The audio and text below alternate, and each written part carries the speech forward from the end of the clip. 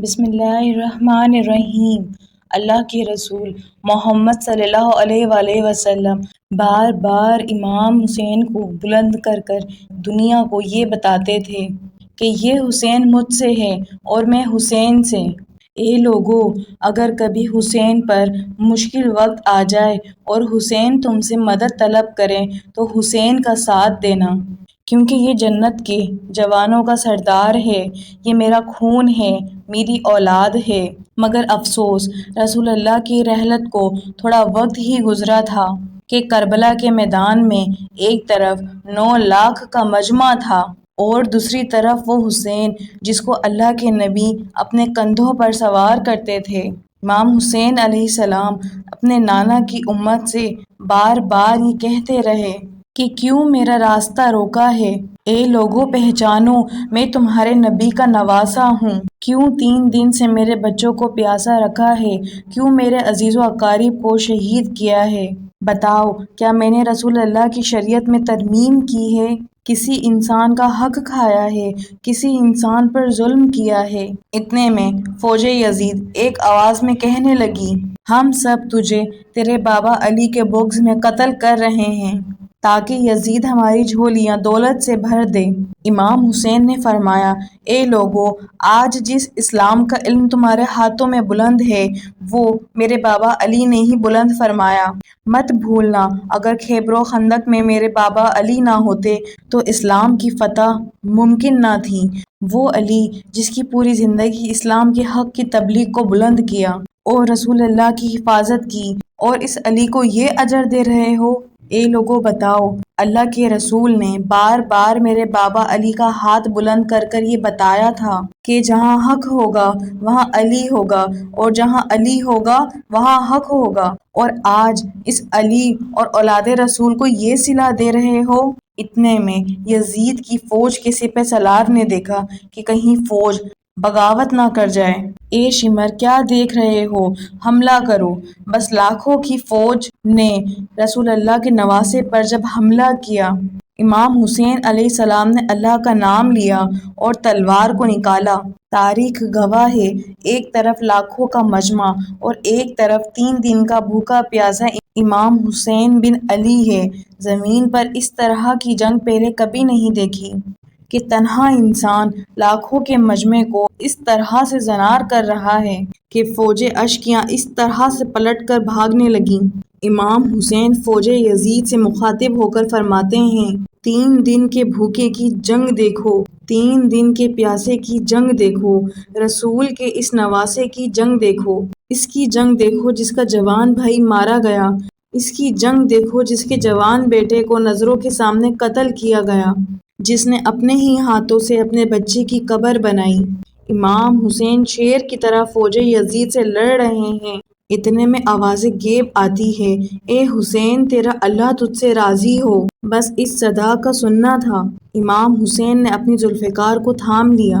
اتنے میں عمر بن سعد کہتا ہے کہ اے شمر، کیا دیکھ رہے ہو؟ یہ علی کا شیر ہے، اس کو مات دینا ناممکن ہے۔ جاؤ، خیموں کو آگ لگا دو۔ بس کچھ ظالموں نے بیویوں کے خیموں کو آگ لگا دی اور کچھ امام حسین کو دور سے تیر مارنے لگے۔ امام حسین کبھی بیویوں کے خیموں کی طرف بڑھتے ہیں، کبھی فوج کی طرف جاتے ہیں۔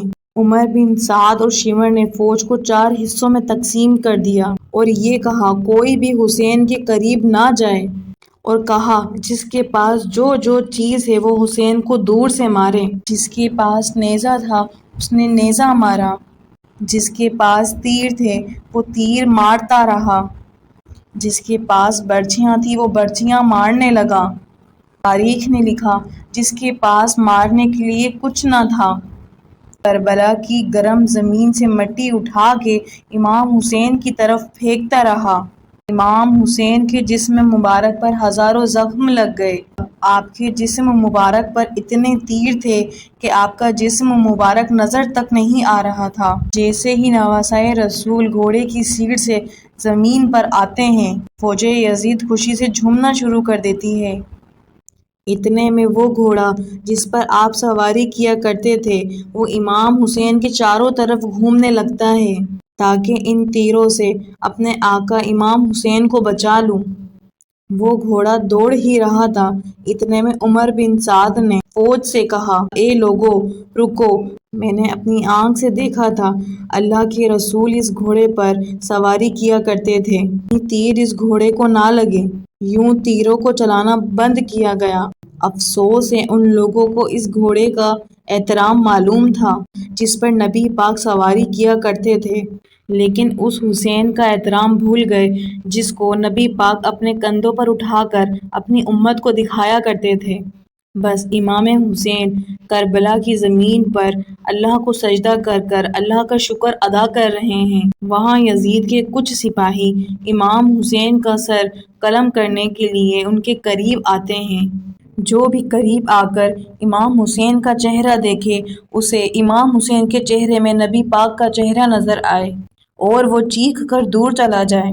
اتنے میں ملعون شمر کہنے لگا، یہ کام مجھ سے ہی ہونا ہے۔ جیسے ہی شمر نے خنجر امام حسین کے گلے پر رکھا تو وہ دیکھتا ہے کہ امام حسین کے لب ہل رہے ہیں۔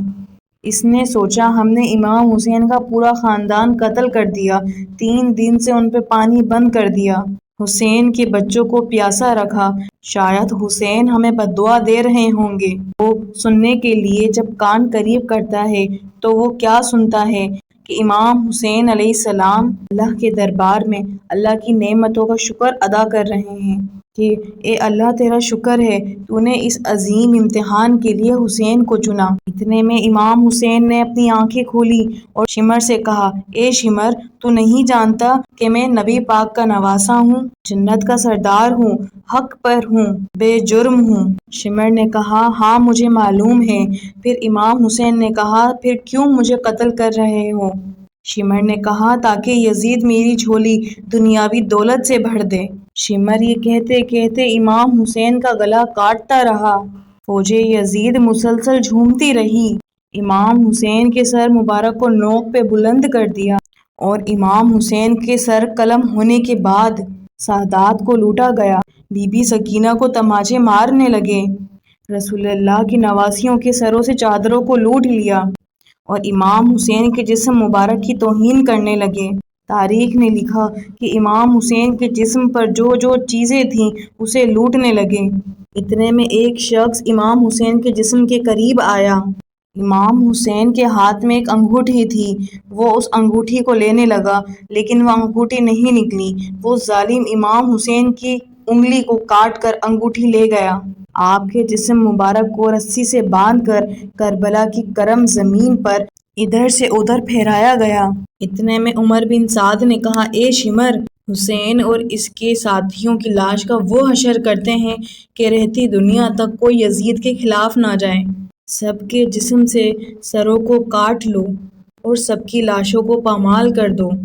زمین کربلا گواہ رہے، کہیں سے کوئی قبیلہ اٹھ کر آتا ہے اور کہتا ہے ہم لاش کو پامال ہونے نہیں دیں گے، پھر بی بی ام لیلا کا قبیلہ آ کر کہتا ہے کہ ہم علی اکبر کے لاشے کو پامال ہونے نہیں دیں گے، کہیں بی بی رباب کا قبائل آ کر کہتا ہے ہم علی اصغر کا لاشا پامال ہونے نہیں دیں گے۔ ایک ایک شہید کی لاش پامال ہونے والی جگہ سے ہٹائی گئی۔ تاریخ گواہ ہے صرف نبی پاک کا نواسا کربلا کی گرم زمین پر پڑا رہا اور مغرب کے گھوڑے مشرق کی طرف اور مشرق کے گھوڑے مغرب کی طرف دوڑتے رہے۔ امام حسین کا جسم پامال ہوتا رہا۔ امام جعفر صادق علیہ السلام فرماتے ہیں، میرا سلام ہو میرے اس غریب دادا پر کہ جس کی لاش کو اس طرح سے پامال کیا گیا تھا۔ ان کی دائیں پسلیاں بائیں پسلیوں کی طرف چلی گئیں اور بائیں پسلیاں دائیں پسلیوں کی طرف چلی گئیں۔ ان کا سینہ اور پشت ایک ساتھ ہو گیا۔ سلام ہو میرے دادا حسین پر جن کے جسم مبارک کے ٹکڑوں کو زمین کربلا پر بکھیرا گیا۔ ناظرین، ویڈیو اچھی لگے تو ویڈیو کو لائک کیجئے، اسے شیئر کیجئے اور امام حسین کا نام کمنٹ باکس میں لازمی لکھیے۔